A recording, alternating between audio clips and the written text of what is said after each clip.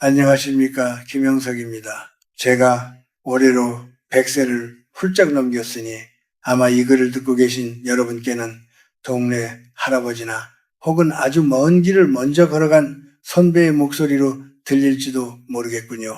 제가 긴 세월을 살아오며 수많은 사람을 만나고 또 수많은 가정을 지켜보면서 깨달은 아주 기묘한 진실이 하나 있습니다.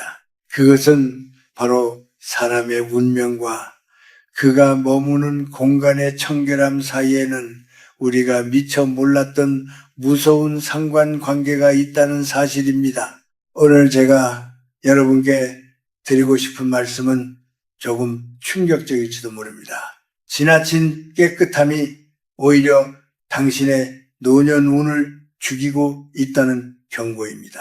특히 50살을 넘기고 인생의 후반전에 들어선 분들이라면 이 이야기가 여러분의 남은 생을 결정짓는 중요한 열쇠가 될 수도 있습니다. 만약 여러분이 여전히 결백에 가까운 깔끔함에 집착하고 있다면 안타깝게도 고통과 외로움은 결코 여러분의 곁을 떠나지 않을 것입니다. 제가 젊은 시절부터 지금까지 봐온 수많은 집 중에는 먼지 하나 없이 반짝거리는 집들이 참 많았습니다. 바닥은 거울처럼 빛나고 가구 위에는 잡동사니 하나 없으며 부엌기구들은 마치 박물관 전시품처럼 정돈된 그런 집들 말입니다. 하지만 이상하게도 그런 집에 사는 노인들의 표정은 그 집의 바닥만큼이나 차갑고 딱딱했습니다. 그분들의 눈빛에서는 생기를 찾아보기 힘들었고 무엇보다 그 집에는 사람의 온기가 없었습니다. 우리는 흔히 청결이 미덕이라고 배웁니다. 맞습니다. 깨끗한 것은 좋은 것이지요. 하지만 자연의 이치를 한번 가만히 들여다보십시오. 물이 너무 맑으면 물고기가 살지 못한다는 수청무어라는 말이 있지 않습니까? 흙이 너무 순수해서 영양분도 미생물도 없다면 그 땅에서는 풀 한 폭이 자랄 수 없습니다. 우리 인간의 삶도 이와 다르지 않습니다. 너무 깨끗한 곳, 즉 모든 생명의 흔적이 지워진 무균 상태의 공간은 곧 죽음의 공간과 다름없습니다. 50살이 넘어서도 바닥에 떨어진 머리카락 한 올에 가슴이 뛰고 손자가 와서 과자 부스럭이라도 흘릴까봐 안절부절 못하며 걸레를 들고 쫓아다니는 분들이 계십니다. 그것은 부지런함이 아닙니다. 그것은 자신의 삶에 대한 통제력을 잃어가는 데서 오는 깊은 불안과 두려움의 표현입니다. 내 뜻대로 되지 않는 세상 속에서 오직 내 눈앞에 먼지만이라도 내 뜻대로 없애보겠다는 집착. 그것이 바로 당신의 생명 에너지를 갉아먹는 주범입니다. 우리 한국 사람들은 예로부터 기라는 것을 믿어왔습니다. 우는 곧 기의 흐름입니다. 기는 머물러 있지 않고 흘러야 하는데 모든 것이 자로 잰 듯이 정리되어 있고 조금의 틈도 없는 공간에서는 기가 흐르지 못하고 고여버립니다. 고인 물이 썩듯 고인 기운은 사람을 병들게 합니다. 50살 이후의 삶은 비워내는 삶이어야지 강박적으로 닦아내는 삶이 되어서는 안 됩니다. 제가 100년을 살아보니 진짜 복이 들어오는 집은 먼지 하나 없는 집이 아니라 사람의 냄새와 삶의 흔적이 적당히 버무려진 집이었습니다. 책상 위에 일담한 책이 놓여 있고 식탁 위에는 온 가족이 나눠 먹은 과일 쟁반이 그대로 있으며 누군가 앉았다간 소파에 쿠션이 살짝 꺼져 있는 그런 모습 말입니다. 그것이 살아있음의 증거입니다. 지금 여러분의 집을 한번 둘러보십시오. 혹시 박물관처럼 정적만이 흐르는 죽은 공간으로 만들고 있지는 않습니까? 당신의 그 지나친 깨끗함이 사실은 당신을 찾아오고 싶어하는 인연들을 밀어내고 있지는 않은지 진지하게 고민해 봐야 합니다. 늙어가는 것은 낡아가는 것이고 낡아간다는 것은 자연의 먼지와 친해지는 과정입니다. 그 섭리를 거스르며 억지로 모든 것을 지우려 할 때 당신의 운세도 함께 지워진다는 사실을 잊지 마십시오. 이것이 제가 긴 세월을 살아오며 느낀 젊은 사람들은 결코 이해하지 못하는 노년의 진실입니다. 자, 이제부터 제가 왜 이런 말씀을 드리는지, 그리고 우리가 놓치고 있는 노년의 품격과 우는 어디서 오는지 더 깊이 이야기를 나눠보도록 하겠습니다. 여러분, 조금은 흐트러져도 괜찮습니다. 그것이 바로 생명의 소리이니까요. 제가 어릴 적 살던 고향집을 가만히 떠올려 봅니다. 그 시절 우리네 집들은 지금처럼 매끄러운 대리석 바닥도 아니었고 먼지 하나 허용하지 않는 진공 청소기도 없었지요. 마당에는 늘 흙먼지가 날리고 방 안에는 매주 익는 냄새와 사람들의 땀 냄새가 뒤섞여 있었습니다. 그런데 참 이상하지요. 그 시절 사람들은 지금보다 훨씬 가난하고 불편하게 살았어도 마음만큼은 훨씬 넉넉했고 생기가 넘쳤습니다. 문을 열면 누구라도 불쑥 들어와 앉을 수 있는 여유가 있었고 방구석에 굴러다니던 째그릇 하나에도 사람의 손때가 묻어 반짝이는 온기가 있었습니다. 그런데 요즘 50살을 넘긴 분들의 집을 가보면 마치 모델하우스처럼 차갑고 정교하기 이를 데 없습니다. 물건들은 각을 맞춰 서 있고 바닥에는 발자국 하나 남지 않도록 닦고 또 닦습니다. 저는 이것을 고독의 역설이라고 부릅니다. 자녀들이 독립에 떠나가고 사회에서의 역할이 줄어들면서 느끼는 그 말할 수 없는 공허함을 사람들은 청소라는 행위로 채우려 합니다. 내 마음이 통제되지 않으니 눈앞에 보이는 물건이라도 완벽하게 통제해서 내가 살아있음을 확인받고 싶은 것이죠. 하지만 여러분, 그것은 스스로를 가두는 감옥을 만드는 일과 같습니다. 지나치게 깔끔한 사람 곁에는 사람이 모이지 않습니다. 명절에 손주들이 놀러 왔을 때를 생각해 보십시오.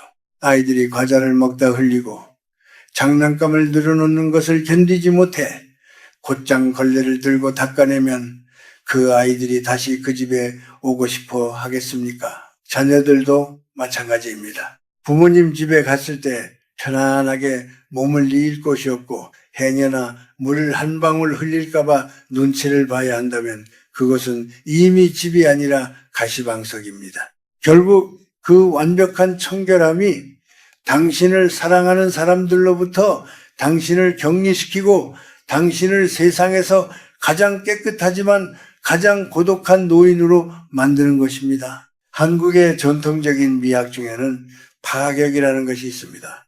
완벽한 대칭보다는 약간의 비대칭에서 너무 매끈한 것보다는 적당히 거친 것에서 생동감을 느끼는 지혜지요. 우리 인생도 그렇습니다. 나이가 든다는 것은 완벽함으로 향하는 길이 아니라 모자람을 받아들이고 그 빈틈을 사람의 정으로 채워가는 과정입니다. 그런데 그 틈조차 허용하지 않고 모든 것을 씻어내려 하니 복이 들어올 구멍이 막혀버리는 것입니다. 운이라는 것은 사람을 타고 옵니다. 사람이 오지 않는 집에는 운도 깃들지 않습니다. 제 주변에도 평생을 교수나 고위직으로 지내며 아주 깔끔하게 사셨던 분들이 계셨습니다. 퇴직 후에 그분들이 가장 먼저 한 일은 집안의 서재를 정리하고 먼지를 털어내는 일이었죠. 하지만 그 정리가 끝난 뒤에 찾아온 것은 평온함이 아니라 깊은 우울증이었습니다. 모든 것이 제자리에 완벽하게 놓였을 때 더 이상 그 집에서 할 일이 없어진 것입니다. 생명은 변화하고 움직이며 때로는 어지럽혀지는 법인데 그 모든 움직임을 멈춰 세웠으니 삶의 의욕도 함께 멈춰버린 것이지요. 여러분, 물건의 생명을 불어넣는 것은 사람의 손길입니다. 너무 아껴서 장식장에만 넣어둔 그릇은 죽은 그릇이고 매일 써서 조금은 이가 빠지고 때가 묻은 그릇이 살아있는 그릇입니다. 집도 마찬가지입니다. 조금은 어수선해도 누군가 차를 마신 흔적이 있고 신문지가 펼쳐져 있으며 따뜻한 온기가 감도는 공간이 진정으로 복을 부르는 공간입니다. 자신을 너무 몰아세우지 마십시오. 하루에 3번 바닥을 닦아야만 직성이 풀리는 그 마음 뒤에 숨겨진 외로움을 직시해야 합니다. 그 닦아내는 에너지를 차라리 밖으로 나가 친구를 만나고 나무를 심고 타인을 위해 쓰는데 할애해 보십시오. 묵인 상태의 방 안에서 홀로 빛나는 가구들을 지키는 수문장이 되지 마시고 조금은 투박하고 먼지 묻은 손을 내밀어 사람의 온기를 나누는 어른이 되셨으면 합니다. 그것이 바로 죽어가는 여러분의 운을 다시 살리는 첫걸음이 될 것입니다. 우리가 흔히 병원이나 장례식장에 가보면 느낄 수 있는 특유의 분위기가 있습니다. 사방이 하얗고 먼지 하나 없이 매끄러우며 코를 찌르는 소독약 냄새가 진동하지요.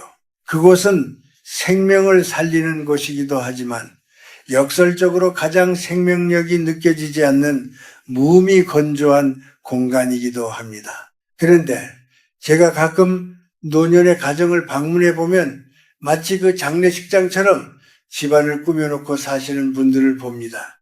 모든 물건이 제자리에 박제된 듯 멈춰 있고 공기조차 정지된 것 같은 그런 집 말입니다. 저는 그런 풍경을 마주할 때마다 가슴 한구석이 서늘해짐을 느낍니다. 왜 이분은 스스로의 거처를 미리 무덤처럼 만들고 계실까 하는 안타까움 때문이지요. 지나친 청결은 때로 죽음과 닮아 있습니다.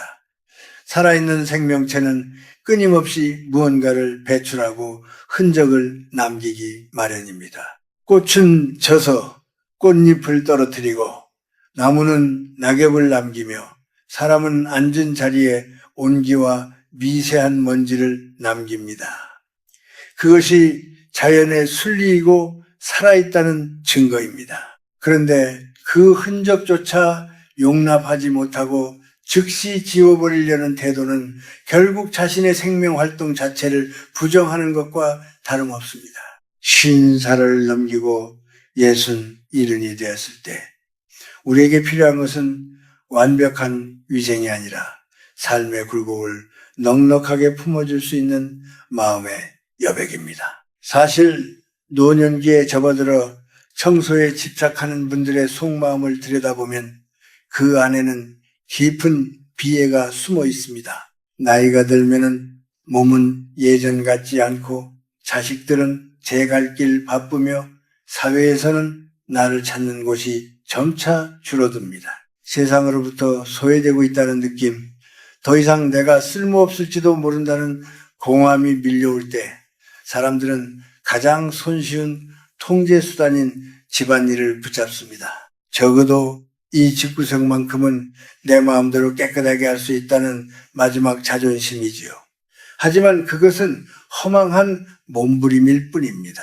먼지를 닦아낸다고 해서 마음의 외로움까지 닦이지는 않기 때문입니다. 오히려 그 강박적인 청결함 때문에 소중한 것들을 잃어가는 경우가 참 많습니다.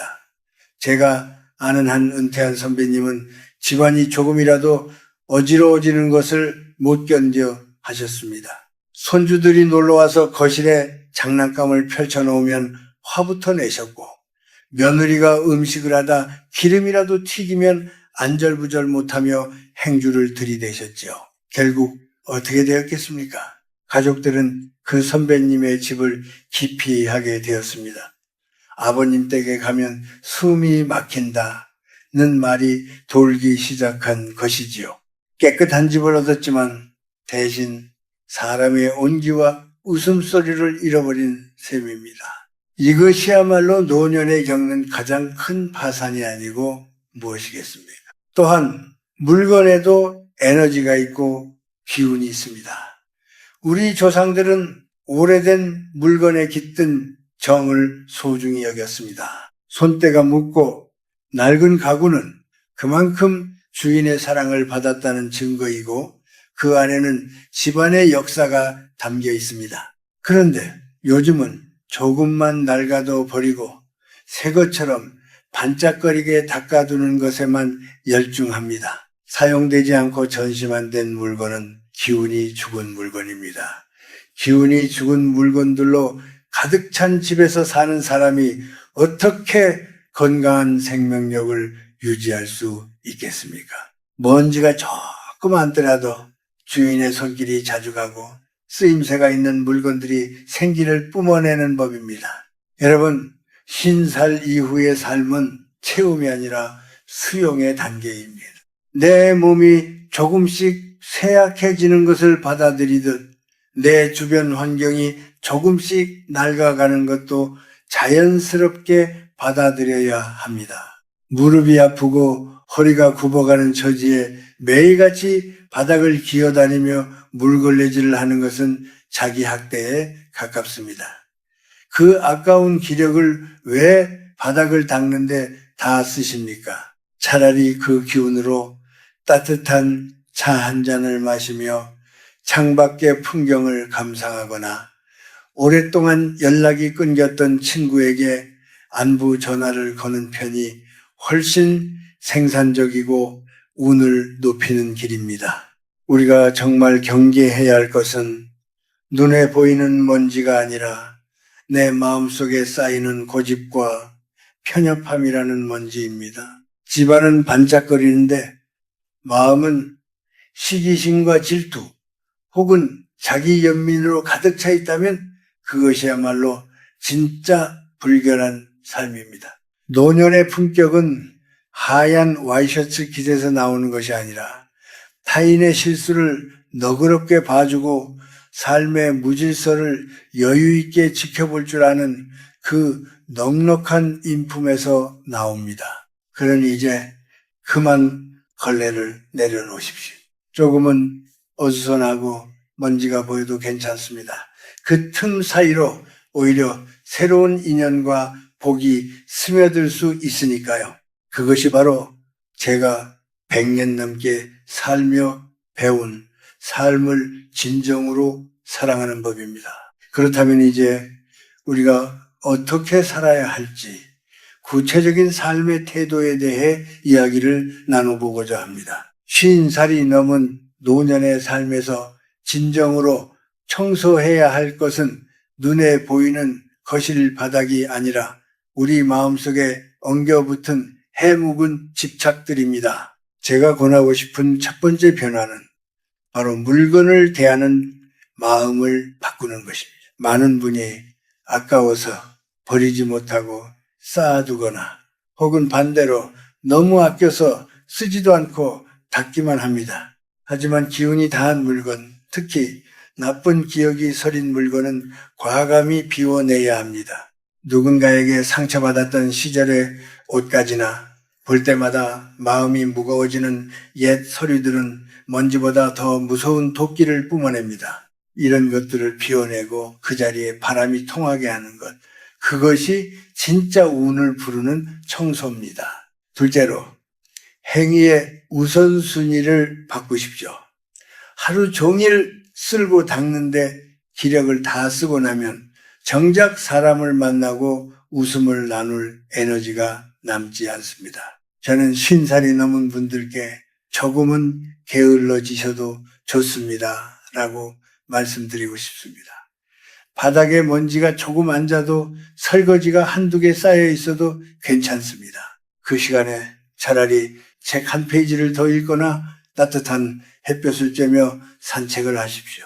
몸을 혹사하며 집안일에 매달리는 것은 부지런함이 아니라 자신을 돌볼 줄 모르는 미련함일 수 있습니다. 내 몸이 편안하고 마음이 즐거워야 그 집안에 생기가 돌고 그 생기가 곧 여러분의 건강과 직결되는 법입니다. 또한 인간 관계에서의 결벽증도 내려놓아야 합니다. 타인이 내 집에 와서 물건을 건드리고 조금 어지럽히는 것을 견디지 못하는 마음은 결국 스스로를 외딴섬으로 만듭니다.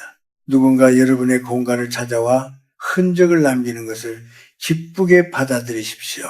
우리 집은 언제든 와서 편히 쉴 수 있는 곳이다 라는 인상을 줄 때 비로소 인복이 따릅니다. 만약 누군가 여러분의 집이 조금 어수선하다고 무시하거나 무례하게 군다면 그저 허허 웃으며 넘기십시오.